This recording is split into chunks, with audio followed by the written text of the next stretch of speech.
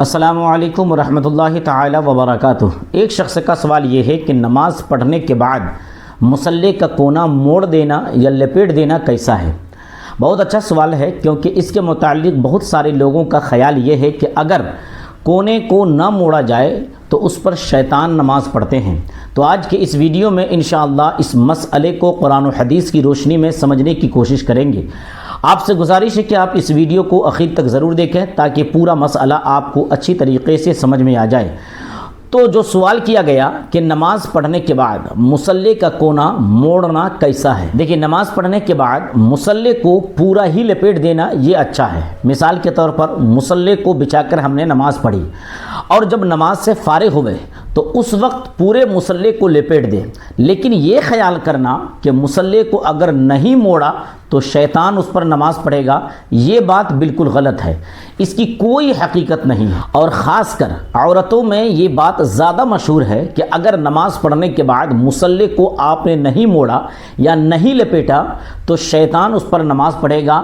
تو ایسا ہرگز نہیں ہے، اس کی کوئی اصل نہیں ہے، بلکہ یہ جاہلانہ بات ہے۔ حضرت علامہ مفتی امجد علی اعظمی علیہ الرحمہ فرماتے ہیں کہ بعض لوگ نماز پڑھنے کے بعد مصلی کو لپیٹ دیتے ہیں، یہ اچھی بات ہے، اس میں زیادہ احتیاط ہے، مگر بعض لوگ جانماز کا صرف کونا موڑ دیتے ہیں اور یہ کہتے ہیں کہ ایسا نہ کرنے پر اس پر شیطان نماز پڑھے گا، تو یہ بے اصل ہے، اس کی کوئی اسلام میں جگہ نہیں ہے۔ اور بعض مساجد میں جماعت ہو جانے کے بعد مصلی کا کونا موڑ لیا جاتا ہے یا پھر پورا مصلی ہی لپیٹ دیا جاتا ہے، تو اس کی عموماً دو وجہ ہوا کرتی ہیں۔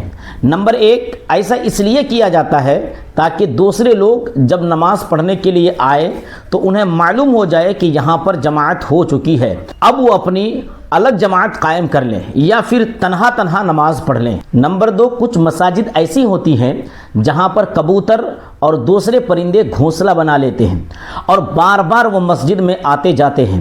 ایسی مساجد میں مصلی کو لپیٹ دیا جاتا ہے تاکہ پرندوں کی گندگی سے مصلی کو بچایا جا سکے، اور یہ بہتر بھی ہے۔ اس مسئلے کو سیدنا سرکار اعلیٰ حضرت سے جب پوچھا گیا کہ اکثر دیہات میں لوگ نماز پڑھ کر جب اٹھتے ہیں تو مصلی کا کونا الٹ دیتے ہیں، اس کا شرعاً کیا ثبوت ہے؟ تو آپ نے اس کے جواب میں 3 احادیث نقل فرمائی۔ پہلی حدیث حضرت جابر بن عبداللہ رضی اللہ تعالی عنہما سے روایت ہے کہ رسول اللہ صلی اللہ علیہ وسلم نے ارشاد فرمایا کہ شیطان تمہارے کپڑے اپنے استعمال میں لاتا ہے، تو تم میں سے جب کوئی اپنا کپڑا اتارے تو اسے چاہیے کہ اسے تہہ کر کے رکھ دے، کیونکہ شیطان تہہ کیے ہوئے کپڑے کو نہیں پہنتا ہے۔ دوسری حدیث، حضور نے ارشاد فرمایا کہ کپڑے لپیٹ دیا کرو، اس لیے کہ جس کپڑے کو لپیٹ دیا جاتا ہے اسے شیطان نہیں پہنتا ہے، اور جسے پھیلا ہوا پاتا ہے اسے پہن لیتا ہے۔ اور تیسری حدیث یہ ہے کہ سرکار دو عالم نے ارشاد فرمایا، جہاں کوئی بچھونا بچھا ہو جس پر کوئی سوتا نہ ہو اس پر شیطان سوتا ہے۔ ان تینوں احادیث مبارکہ کو نقل کرنے کے بعد سرکار اعلیٰ حضرت نے ارشاد فرمایا کہ ان احادیث مبارکہ سے مصلی کا کونا موڑنے کی اصل نکل سکتی ہے، اور پورا مصلی لپیٹ دینا یہ زیادہ بہتر ہے۔ تو مصلی کا کونا اگر اس کی حفاظت یا کسی خاص مقصد کے لیے موڑا جائے تو ٹھیک ہے، اس میں کوئی خرابی نہیں ہے، تو بہتر یہی ہے کہ پورا مصلی ہی موڑ کر رکھ دیا جائے۔ لیکن اگر یہ عقیدہ رکھ کر موڑا جائے کہ اگر مصلی بچھا رہے گا تو شیطان نماز پڑھے گا، یہ بالکل غلط ہے، اس کی کوئی اصل نہیں ہے۔